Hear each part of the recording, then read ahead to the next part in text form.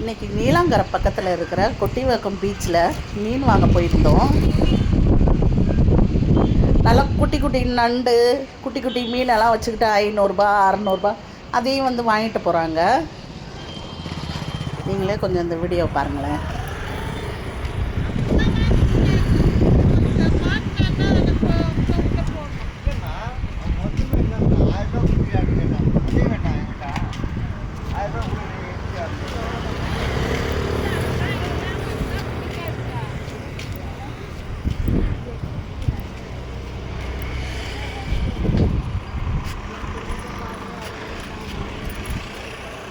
கருவாடா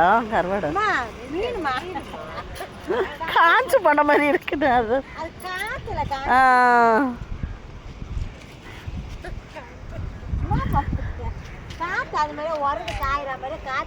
காத்துல உணர்ந்துருக்கு.